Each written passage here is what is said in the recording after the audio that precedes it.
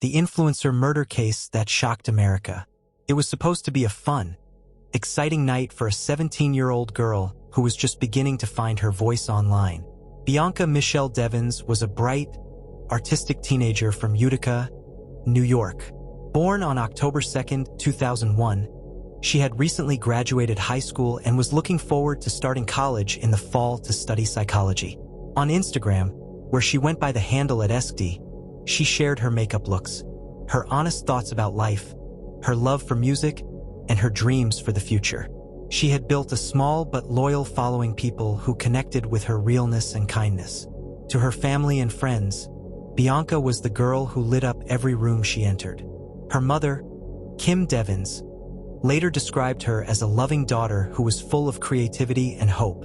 On July 13, 2019, Bianca was especially excited.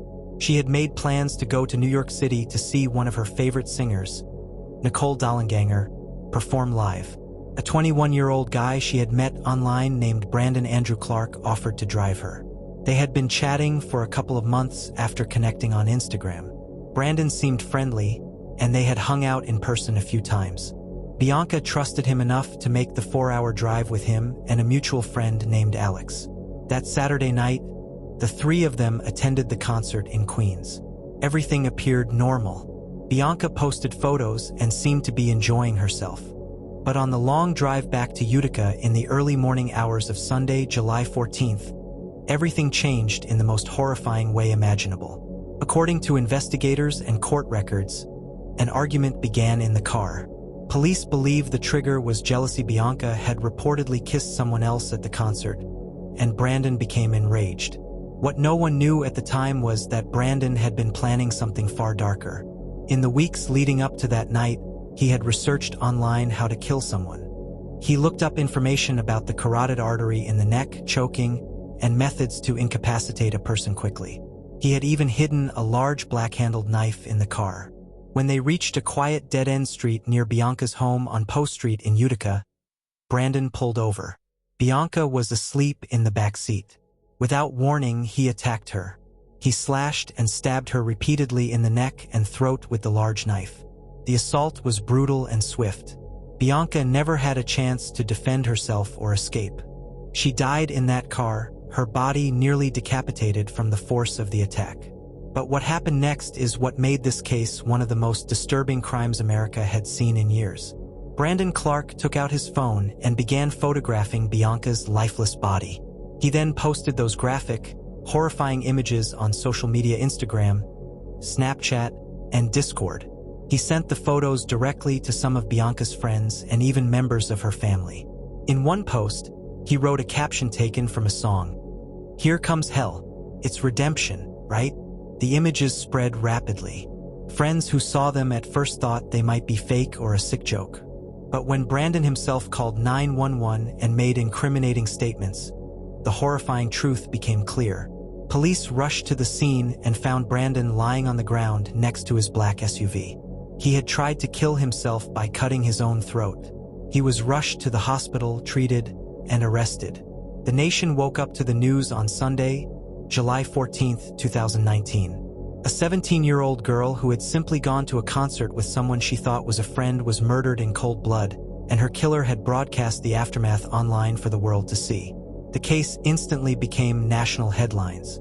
People everywhere were horrified not just by the murder, but by the way social media turned private tragedy into public horror. To understand how this nightmare unfolded, we have to go back to the beginning, to two young people who connected in the digital world, and how a friendship that seemed harmless turned into one of the most shocking crimes of the year. Bianca Devins lived a typical teenage life in Utica, a small city in upstate New York. She was close with her family, especially her mother Kim and her younger sister Olivia. She had big dreams. She wanted to go to college, study psychology, and continue creating content that made people feel less alone. Her Instagram post showed a girl who was kind, artistic, and full of life, changing her hair color, sharing makeup looks, and talking openly about her thoughts and feelings. She had around 2,000 followers, but to those who followed her, she felt like a friend. Brandon Andrew Clark was 21 years old and lived in the nearby town of Bridgeport. He and Bianca met on Instagram around April or May 2019. They started messaging each other and eventually met in person. According to people who knew them, Brandon seemed polite and normal at first. He had a tumultuous background. His father had once been jailed for holding his mother hostage at knife point, and Brandon had spent time in foster care. But to Bianca and her family, he didn't raise any immediate red flags. Over the next couple of months, Bianca and Brandon spent time together. They were not officially boyfriend and girlfriend, but they were close. On July 13, 2019, Brandon offered to drive Bianca and their mutual friend Alex to the Nicole Dollanganger concert in New York City. Bianca was thrilled. She posted about the trip and looked forward to the night. The concert itself went fine, but on the drive home, tension rose. Investigators later learned that Bianca had kissed someone else at the concert, a man named Alex, and Brandon became extremely jealous and angry. What the family and friends didn't know was that Brandon had been obsessing over Bianca. In the months before the murder, he had searched online for ways to kill or incapacitate someone. He specifically researched the carotid artery and how to cause fatal injuries quickly. He had taken screenshots of his conversations with Bianca and planned the attack. In the early morning hours of July 14th, as they neared Utica, Brandon pulled the car over on a quiet dead-end street. Bianca had fallen asleep in the back seat. That's when he carried out the premeditated attack. He used the large knife he had hidden and slashed her throat and neck multiple times. The assault was violent and left Bianca nearly decapitated. She died almost immediately. After the murder, Brandon did something that would haunt Bianca's family and the entire country.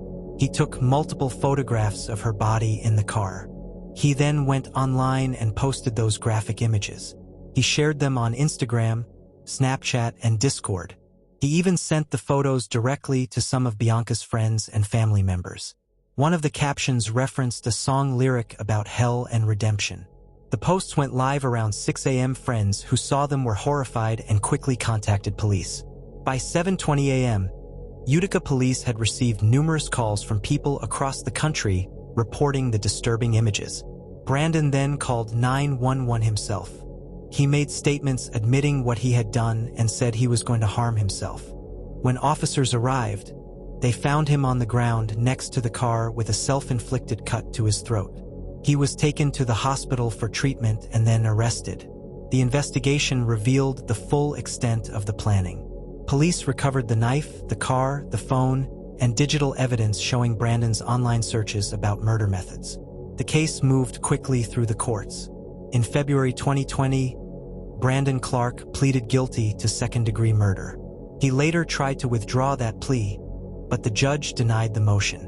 On March 16, 2021, in Oneida County Court, Brandon Clark was sentenced to the maximum of 25 years to life in prison. During the emotional sentencing hearing, Bianca's family delivered powerful victim impact statements. Her mother Kim spoke about the indescribable pain of losing her daughter and then having to see images of her murder posted online. Her sister Olivia, who was the same age Bianca had been, talked about nightmares, losing trust in people, and having to delete her own social media accounts because the photos kept being sent to her.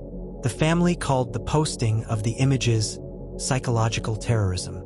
The murder of Bianca Devins and the way her killer used social media to spread the images shocked the entire nation.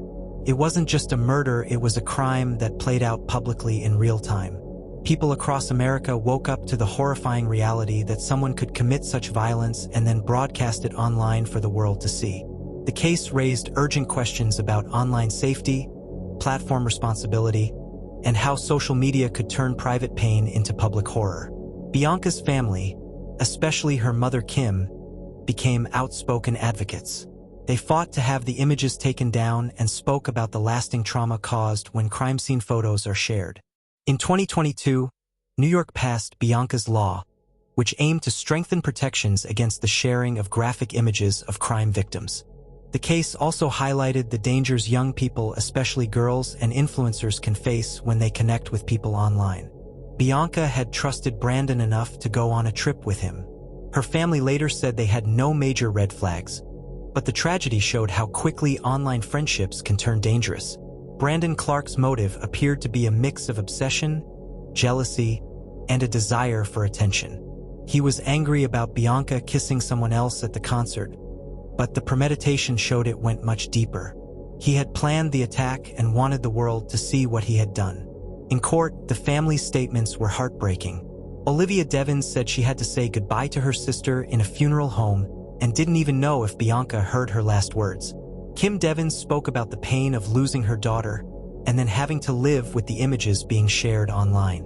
The judge and prosecutors described the crime as one of the most disturbing they had ever encountered because of the social media element. Bianca was only 17 years old. She had her whole life ahead of her. She was creative, kind, and full of dreams. Her murder cut that life short in the most tragic way possible. Her family and friends continue to honor her memory today. They remember her smile, her art, her love for music, and the light she brought into the world. The influencer murder case that shocked America was never just about one night of violence. It was about how social media can connect people in beautiful ways, but also how it can be twisted into something dark and dangerous when someone chooses to do harm. Today, Bianca's story serves as a heartbreaking reminder to be careful who you trust online, to watch out for the people you love, and to remember that behind every profile is a real human being with real hopes, real dreams, and real loved ones. Her killer is serving 25 years to life in prison. The family continues to fight for change so that no other family has to go through what they endured.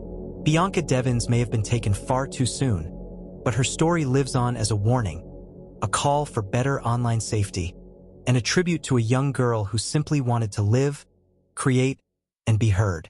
This was the real story of the influencer murder case that shocked America, a tragedy that showed the world how quickly a night of fun could turn into a nightmare, and how social media can amplify both joy and unimaginable pain.